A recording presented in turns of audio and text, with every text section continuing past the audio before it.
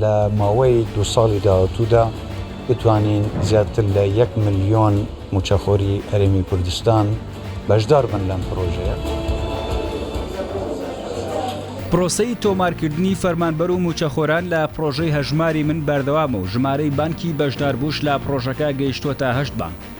دوای ئەوەی ڕۆژی یەکشەممە 11 2024 بانکی عێراقی بۆ بازرگانی TBI لە ڕاگەندراوێکدا ئیمزاکردنی گرێبەستێکی لەگەڵ پرۆژەی هەژماری من بە پشتبەستن بە ڕاستپەردەکانی سەرۆکوەزیرانی عێراق ڕاگەیاند ژمارەیە و بانکانەی بەشدارن لە پرۆژەکە گەیشتە 8 بانک. بانکەکانی بەشداربوو لە پرۆژەی هەژماری من تاوەکو ئێستا بریتیە لە بانکی جیهان، بانکی ئارتی، بانکی بەغداد، بانکی عێراقی ئیسلامی، بانکی ئەهلی عێراقی، بانکی عێراقی بۆ بازرگانی TBI، بانکی BBAC، بانکی گەشەپێدانی نێودەوڵەتی IDB. ژمارەی بەشداربووان لە پرۆژەی هەژماری من با گوێرەی ئامارەکانی تیمی هەژماری من تاوەکو ئێستا زیاتر لە 700,000 فەرمانبەر و موچەخۆر لە پرۆژەکە تۆمار کراون و پرۆسەی تۆمارکردنیش بەردەوامە. با گوێرەی هەمان سەرچاوە 300,000 کارتی بانکی دراوەتە فەرمانبەران و موچەکانیان لە ڕێگەی کارتە بانکیەکانەوە وەردەگرن. تاوەکو ئێستا 250 ATM ئامێری ڕاکێشانی پارە لە هەر چوار پارێزگای هەرێمی کوردستان دانراون و بڕیارە ژمارەی ATMەکان بگەنە زیاتر لە 1000 دانە بۆ ئەوەی فەرمانبەران بە ئاسانی موچەکانیان وەربگرن. هەروەها سەرجەم موچەخۆران لە کاتی سەردانی ئامێرەکانی ATM لەلایەن بریکارەکانی پرۆژەی هەژماری من پێشوازیان لێ دەکرێت و لە ڕاکێشانی پارەکانی یاریانمەتی دەردەبن.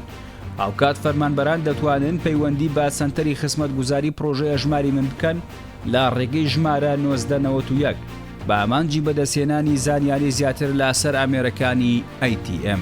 وەرگرتنی موچە لە ڕێگەی پرۆژەی هەژماری من با گوێرەی ئامارەکانی تیمی پرۆژەی هەژماری من زیاتر لە 150,000 فەرمانبەر و موچەخۆری هەرێمی کوردستان لە ڕێگەی ئامێرەکانی ڕاکێشانی پارەی تایبەت بە پرۆژەکە موچەی مانگی نوێیان وەرگرتووە.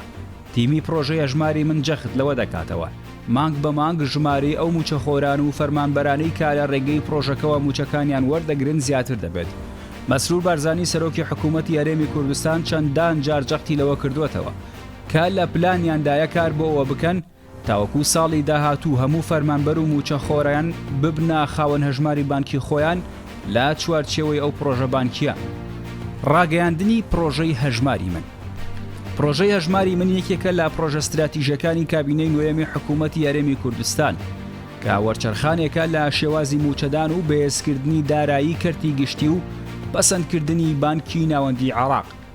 هەژماری من دەستپێشخەرێکی کابینەی نوێمی حکوومەتی هەرێمی کوردستانە بۆ بەرەو پێشبردنی کەرتی بانکی و بە دیجیتالکردنی پارەدان بۆ زیاتر لە 1 ملیۆن فەرمانبەر و کارمەندانی هێزە ئەمنیەکان و خانەنشینانی حکوومەتی هەرێمی کوردستان کە ئەمەش پشتبەستن بە مامەڵەی کاش کەم دەکاتەوە، کارایی حکوومەت و شەفافیەتیش زیاتر دەکات.